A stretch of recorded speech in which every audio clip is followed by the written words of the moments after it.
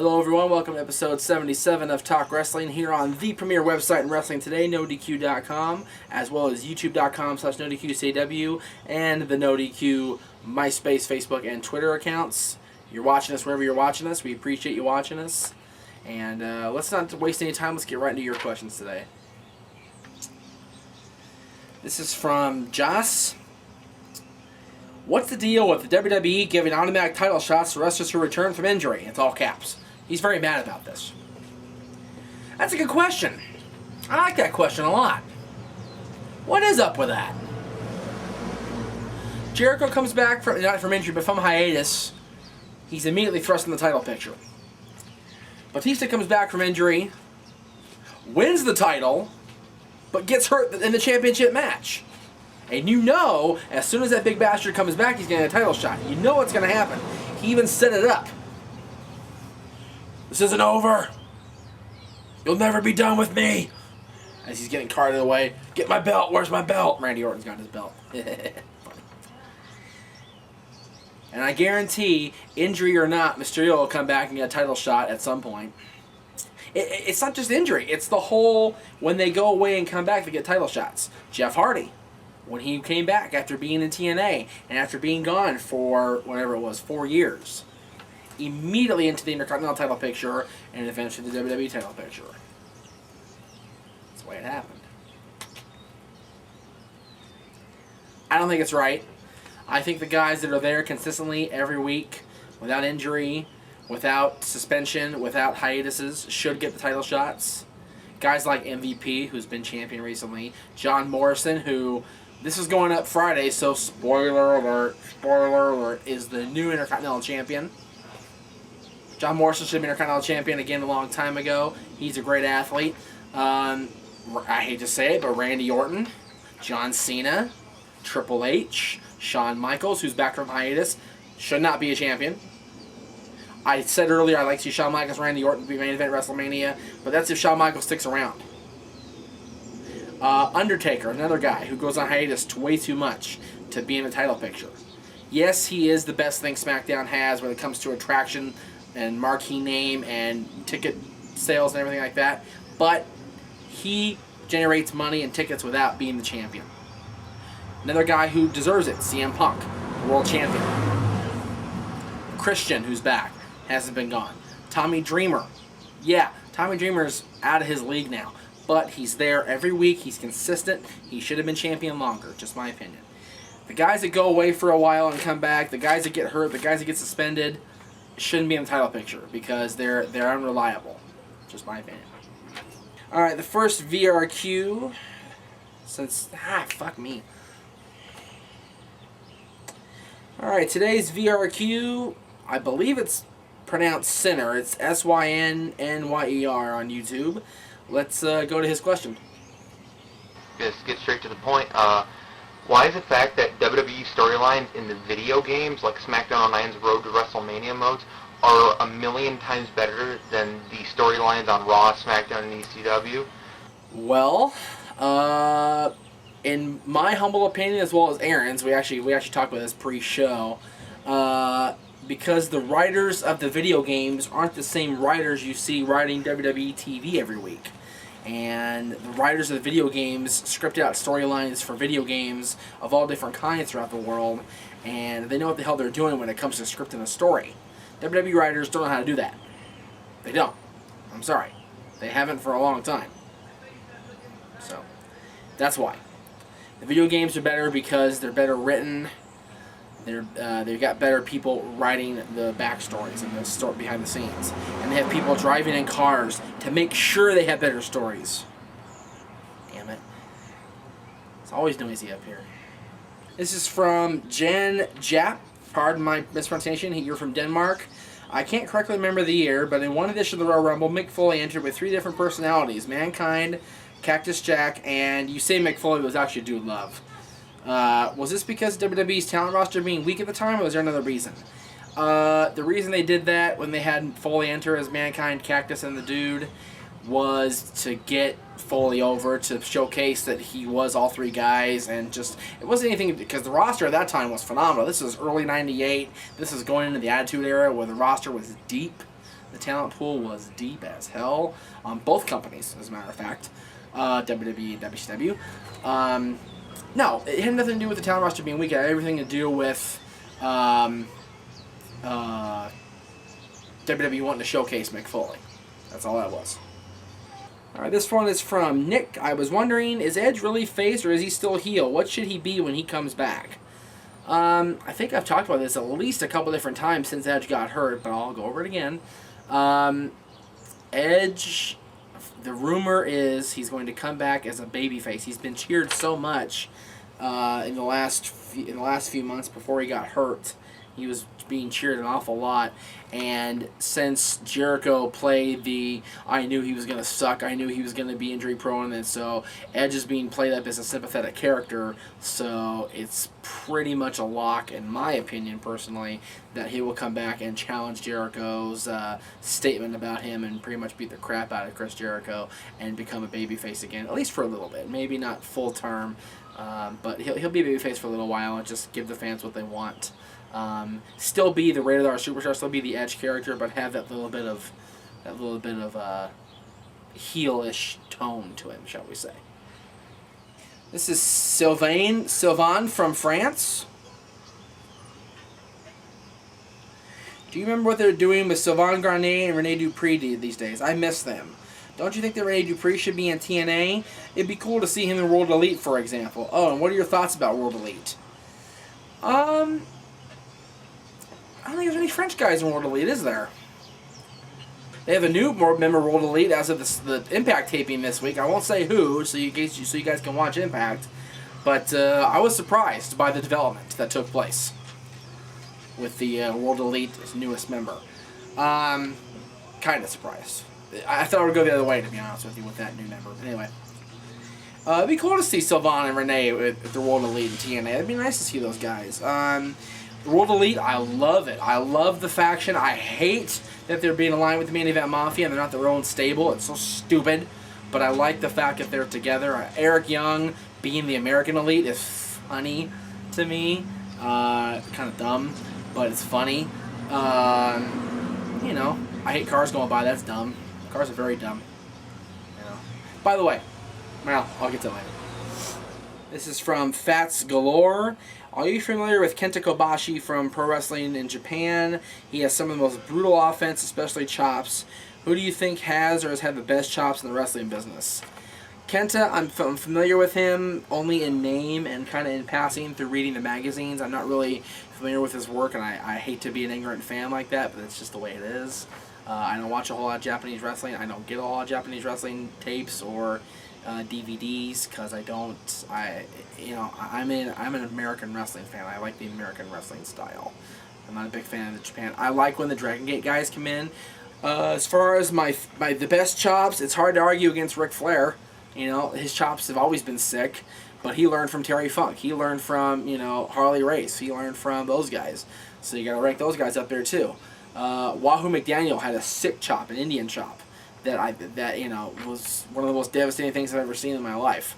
And in the current market, like I said, Ric Flair before he retired, Shawn Michaels is getting there. His chops still kind of weak, but Triple H has some decent chops.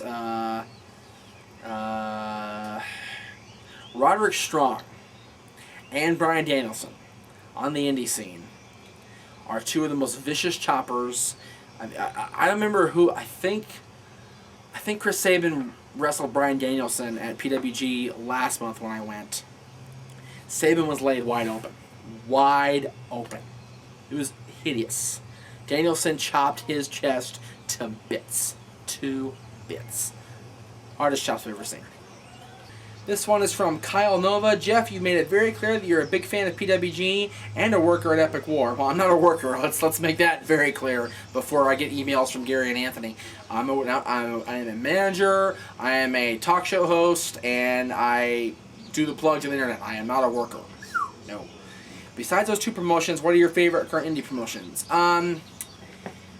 Well, Gary's not going to like this very much, but EWF. Out here in Southern California, run by Jesse Hernandez. Yes, they're with the NWA. Yes, the NWA is very much a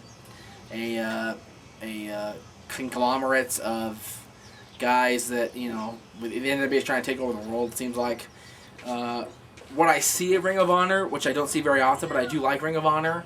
I like Austin Aries as world champion. I like Jerry Lynn, who was recently champion. They've had a great history. I like Ring of Honor a lot. Other than that, I don't really watch a lot of indie wrestling. I'm a WWE and to a lesser extent TNA guy. But yeah, I'm a huge fan of Gorilla. Gorilla's been very good to this show, to not this show particularly, but No DQ in the past. It was because of Gorilla that we got the AJ Styles interviews, the Chris Daniels interviews, Chris Sabin, P.D. Williams, SoCal Val, Samoa Joe, Chris Hero, Jamie Noble, Disco Machine we had on, Nikki the New York Knockout. We met through Pro Wrestling Gorilla and we interviewed her at the Newhall show. Human Tornado, Candice LeRae. We've met all of them through Gorilla at one point or another. Gorilla's been very good to me and to NoDQ.com. Yes, there is a current ban on doing interviews at the shows, but that they had to because they were afraid of losing their deal with High Spots and the DVD deal, and because a particular fan decided to air PWG footage on our forums and got us in some deep shit.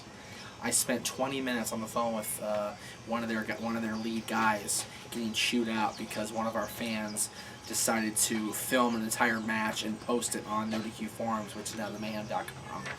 And Aaron and I got blamed for that because Aaron's the webmaster, I'm the face of NoDQ, and we got told royally for that. So that's why there's no more interviews at PWG. But to segue off of that, Aaron and I have been talking about this. Wrestle Reunion is coming up in January, the end of January at the LAX Hilton at the airport. And we're talking about going. We're talking about having a booth up. Would you guys be interested in us having a booth there? You Southern California fans or people that are traveling in to Southern California to see Wrestle Reunion at the convention this year. Would you guys like to see Aaron and I at the booth? Would you like to see us do interviews with people that are going to be there? Already signed, Bruno Sammartino, Rob Van Dam, Jushin Thunder Liger, Sonny, Terry Runnels, Dan Severn's going to be there. There's going to be more people named between now and January. And if we do go, it costs money to have a vendor booth. Would you guys like to help finance this little excursion of ours? That's my question to you this week. If you guys want interviews, would you finance the trip? It wouldn't be much per fan. Let me know. This one is from Darren Allen. My question is, what is your dream WrestleMania main event match, past, present, or from another such as WCW, ECW, ROH, and TNA, and how would you build up for this match? Thanks again. Keep up the good work. Wow. Pressure. I would say, if I had to pick one match to put in the main event of the biggest show of the year, it would be I would want to make money. I'd want the top heel in there. So I'd go with Randy Orton as the heel. And as the baby face, I'd want a guy who has consistently performed well at the show, consistently performed well in every match he does, despite his age. So I would go with Shawn Michaels. And yes, Shawn Michaels, Randy Orton has been done before, but never for the WWE Championship at WrestleMania. We've seen Triple H and Orton ad nauseum. I'd like to see Shawn Michaels challenge Orton for the title at WrestleMania, if he's still champion at WrestleMania. He may not be champion after Breaking Point. We'll see how that goes.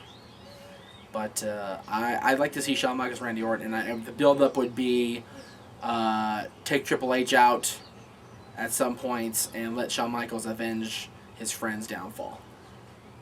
Alright, it is time for the DVD review of the week. I haven't done this in a couple weeks, and I apologize for that, but a little busy last show, wasn't I? Edge, Decade of Decadence. Everybody's been asking me to review this DVD. I don't know why. I'm a big fan of Edge. I like Edge. And I like the matches they picked. I'll tell you exactly what they picked.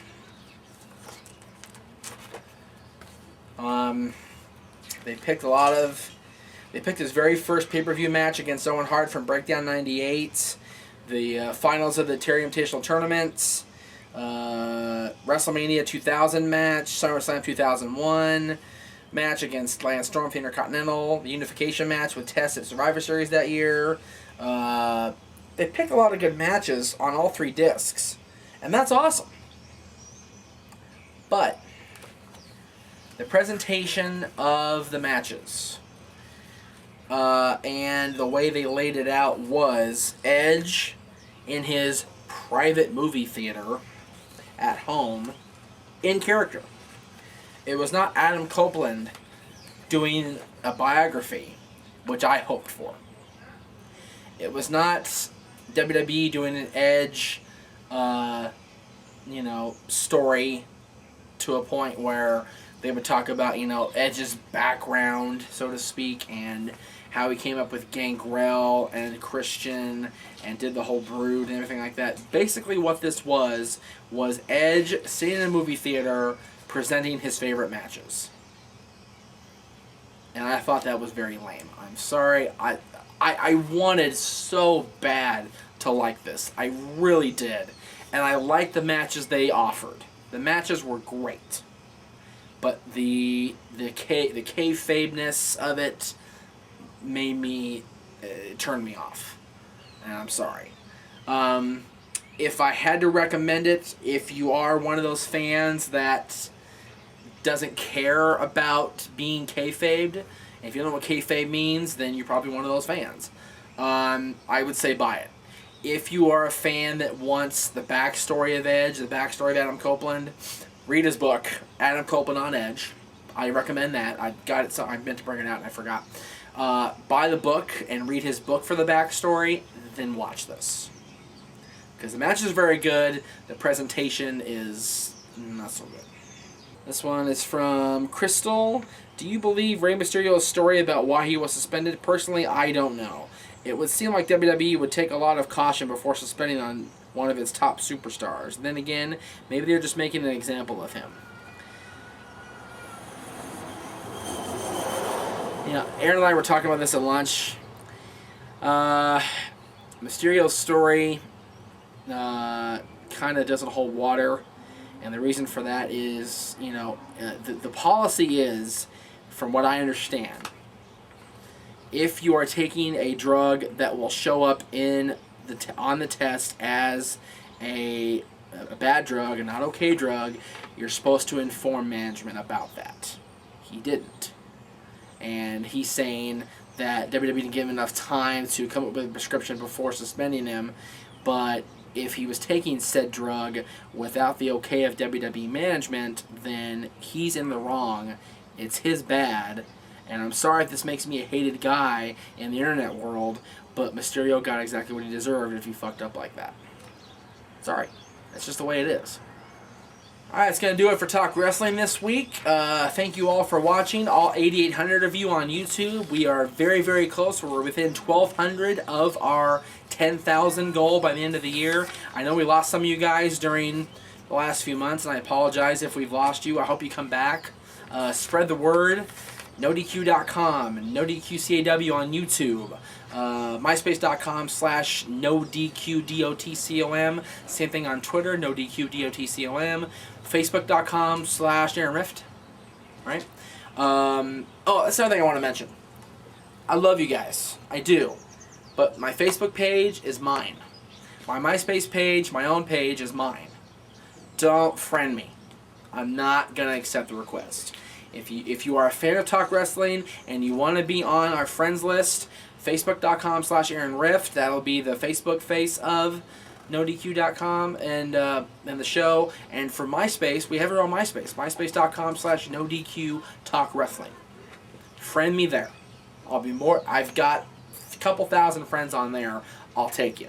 No problem. But my MySpace page, my Facebook page, are my personal pages for my friends I knew back in elementary and high school, and my current friends, and a few wrestling friends I know in the business. Other than that, That's it. Nobody else. I'm sorry. I hate to be a dick like that, and if you think of me as a dick, you don't want to be my friend, I understand. But that's just the way it is, okay? This was 77. We'll see you next time, episode 78 of Talk Wrestling.